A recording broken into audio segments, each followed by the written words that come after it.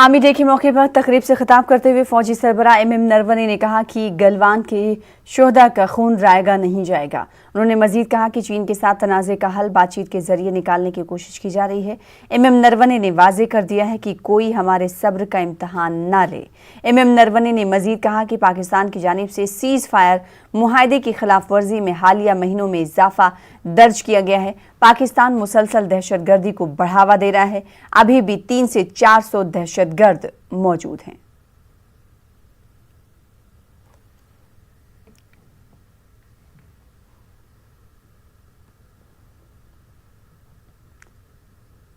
आज के शुभ अवसर पर मैं भारतीय सेना द्वारा विकसित एक इंडियन आर्मी मोबाइल ऐप को देश के नाम करता हूं। ये ऐप देश के नागरिकों को, खासकर युवा पीढ़ी को भारतीय सेना के बारे में विस्तृत जानकारी देगा। पिछला वर्ष सेना के लिए बेहद चुनौतीपूर्ण रहा।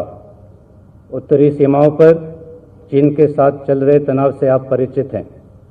देश के सीमाओं पर एक तरफा बदलाव की साजिश को मुंह तोड़ जवाब दिया गया। मैं देश को विश्वास दिलाना चाहूँगा कि गलवान की वीरों की शहादत व्यर्थ नहीं जाएगी। भारतीय सेना देश के संप्रभुता और सुरक्षा पर कोई आंच नहीं आने देगी।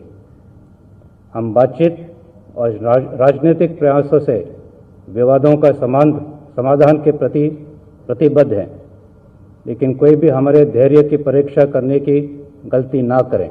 दूसरी तरफ नियंत्रण रेखा पर भी दुश्मन के हर नापाक इरादे का करारा जवाब दिया जा रहा है।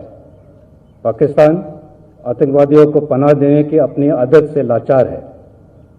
सीमा पर प्रशासन शिविरों में तकरीबन 300 से 400 आतंकवादी घुसपैठ करने की फिराक में बैठे हैं। पिछले वर्ष सीज फायर वायलेशन में 44% बढ़ोतरी हुई, जो कि पाकिस्तान के नापाक इरादों का सबूत है। सरहद पार से ड्रोन्स और टनल्स के द्वारा भी हथियार की स्मगलिंग करने की कोशिश की गई। इन प्रयासों से JNK में न केवल हिंसा की घटनाओं में काफ़ी गिरावट आई है, बल्कि अवाम को भी आतंकवाद से राहत मिली है।